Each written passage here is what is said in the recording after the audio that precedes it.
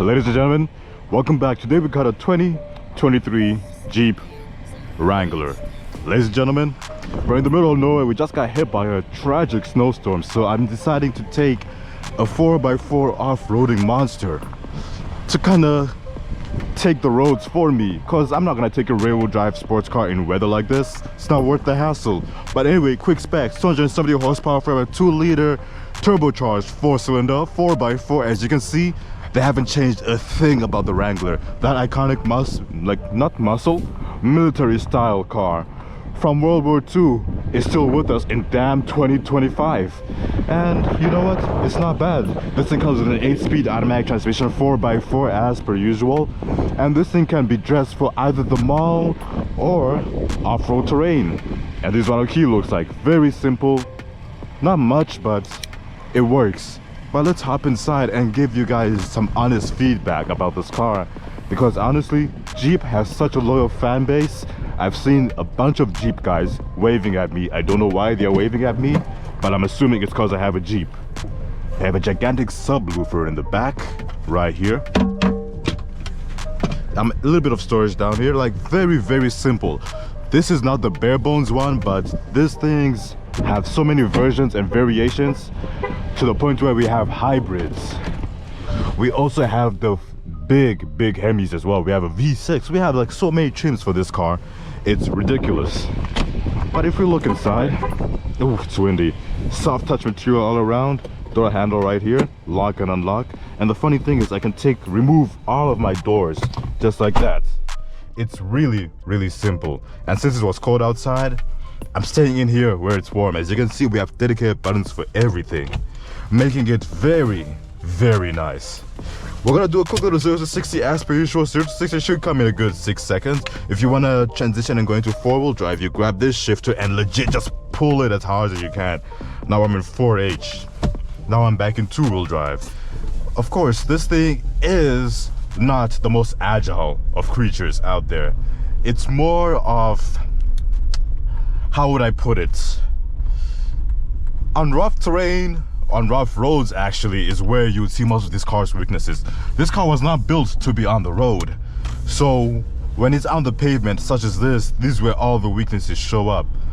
And you might assume, since this car is an off-roader and from the outside it looks pretty bulky, inside it actually feels pretty narrow. Feeling wise, is it probably narrow? Probably not, but it feels tight is what I'm getting at.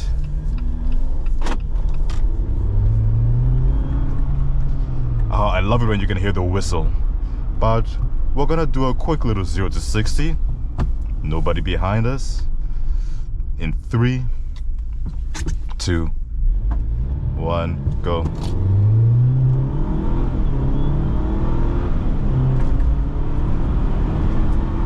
And 100, goddamn. With the aerodynamics of a brick, I kind of take off pretty quick. I'm not gonna lie. I'm really not gonna lie. I'm surprised I can move this quick for such a car. I don't know why they needed 0 to 60 to come in 6 seconds for a military car, but I am not complaining. But overall, this thing is actually not bad.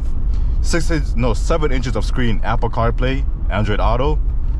It's very simple.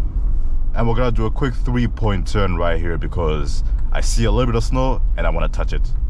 That sounds wrong, but quick little 3-point turn.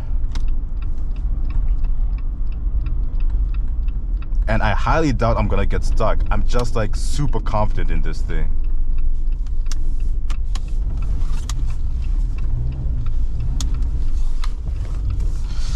If you're wondering how bad my visibility is, we have gigantic B pillars blocking my view ever so slightly. But the thing is, if those bug you enough, you could just take off your doors. Yes, because the Jeep still has that feature too this time, where you can take off your doors. And most of your roof actually, which is a nice plus. This one may not be the top of the line trim. We have cloth seats, we don't even have heated seats, we don't even have a heated steering wheel, which kind of sucks, especially when it's cold like this. Your fingers are the main victims of that problem. But right now, as we continue, you could just feel that this car doesn't want to be on the road.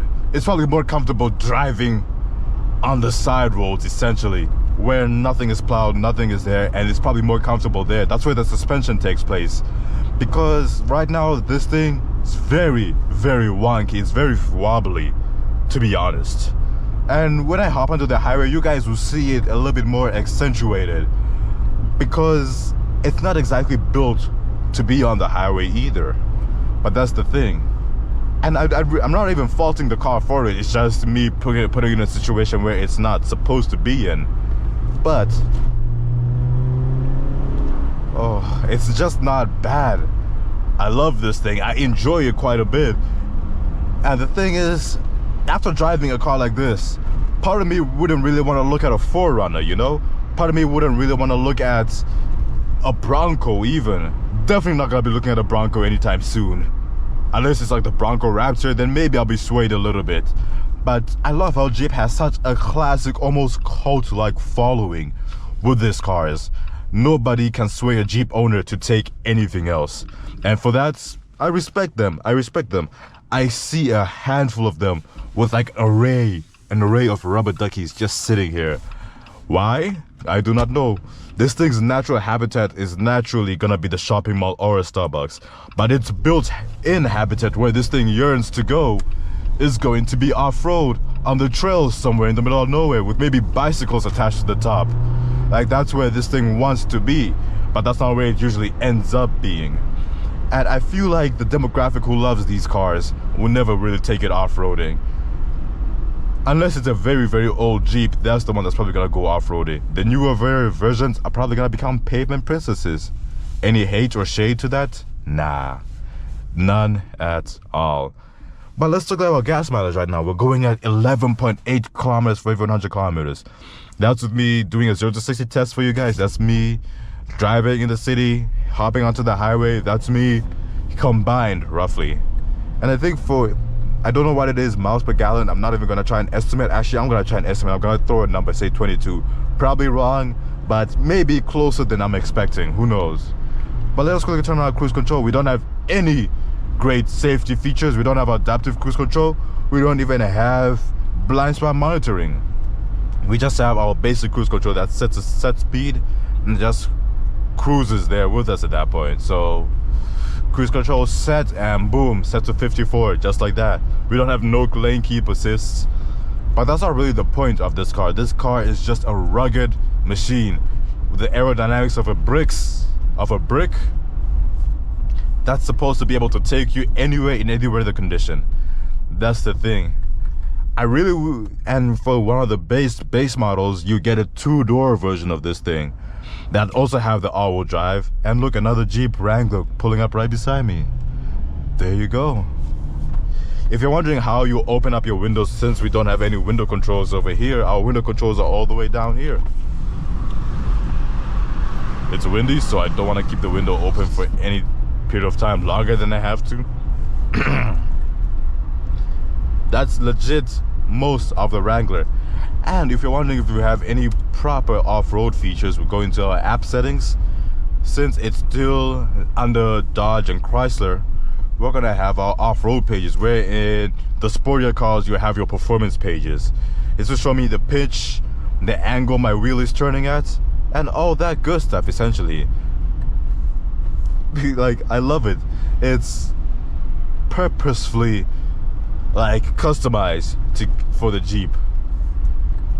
As you can see, our transfer case is currently in 2H, and you can see the steering wheel angle, all of this good stuff. And if I pop it into 4-wheel drive on the fly, now all 4 tires be spinning. I love it. It's not fancy. It's not like a fancy car in any way, shape or form, but the thing is, it's just enjoyable in what it does. I get so much confidence driving a car like this, knowing that, hey, snowstorm coming in, I could probably have all seasons. I'm like, you know what, I'll probably be fine. 25 centimeters of snow, put it into 4H and just keep on going. Just keep the wheels spinning and keep on going. That's the thing. And brakes are good. You saw how quickly I had to, well, not really how quickly, but I had to brake decently hard. And yes, the brakes are good. the brakes are very, very stable. Some of you may complain about the build quality, and I would say it's a Jeep. Some of you will say, oh, but it's not comfortable at all. I'll say it's a damn Jeep. It's not supposed to be any of these other things. This thing is not supposed to be comfy. It's not supposed to be luxury. It ain't even supposed to be that quick. It gets 0 to 60 in 6 seconds, which is actually really good. This thing is just supposed to be an off-road machine that is competent on the roads. That's legit it. And once you get into the V8 options, oh my god, you just be a monster on a V8. You basically get Dodge Durango tendencies with a V8. And I'm not gonna hop on the highway. Look at the lineup to go on the highway. Is this thing accurate? Can I point this thing in a direction and while moving quick and hope it goes in that direction? No, I'm not gonna risk it. It's just not worth the risk. This thing is not a track machine. It's wobbly, it's wonky, and when you go to like highway speeds, this thing has something called the death wobble, where it's just not meant for high speeds. Take my word from it. I'm not gonna try and demonstrate that for you because I only have one life to live, and I'm not gonna try and die in a Jeep proving a point that this thing is not built for high speeds like that, you know? I kind of value my life a little bit, but it's still a very, very good car. And again, it's a 2023 version, so it's not actively trying to kill you in any way, shape, or form. It's just there to get you from point A to point B, and if you want to go off-roading and do some off-road shenanigans, it's not bad. It's not bad at all.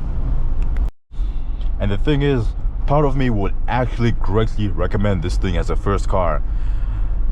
Actually, not really the first car, but give it to a kid who's a little bit more mature for their age. Because if you give it to, let's say, a younger version of me, I would have tried to race this thing and taken a corner a little bit too quickly, because I'm not into the off-road world whatsoever. But I would still recommend this thing as a great first car, especially in Canada. Look at the snow we're getting half the time. I would say, yes, you'll be good on the road, you'll be good off the road. Just don't take it on ice, because no matter what kind of car you have, you could be driving a tank with the proper tread and everything. Ice will humble you. That's the only warning I would give. But this is the vibe the car gives. Makes me just joyful. And when the summer comes, you know damn well I'm gonna take off my doors and take off the roof and hit the beach every chance I get. 100%. And you know for a fact, I'm gonna be rolling around with 5 extra buddies in Jeeps as well. All of us just going off-roading, and maybe there'll be one 4Runner or one Bronco in there. I personally think this thing is way more capable than the Bronco. The 4Runner is definitely more reliable because, again, it's a turd. It's gonna outlive me, my family, my great-grandkids. It's gonna outlive me for generations. This one is like the sweet spot where it's more fun, but it's still just as capable, you know? It's just the best of both worlds. If you really wanted to, yes, you could spin your tires. If you really, really put your foot to the floor, are we gonna do that? There's really no point. It's just a simple, simple car. And the verdict is, again, though it may feel a little bit tight in here, though it feels a little bit boring to be in a car like this, with probably 0 to no nice luxury features, you don't feel like you're in a fancy car. It's not what this car is built for. This car is built for just being an off-road weapon. And it does its job well. It legit does its job well. Anyway, guys, 2023 Jeep Wrangler, the turbocharged 4-cylinder. We're not talking about the V8, because the V8, I would be screaming and having way too much fun in a car like that. Way too much fun. This one is a little bit more grounded for most people, and with a starting price of $31,000, this thing is not bad. This thing is not bad at all. Though I would still try and fit a Hemi into this thing, because why not? Why not? Life would be more interesting with a Hemi. Too bad those engines no longer exist.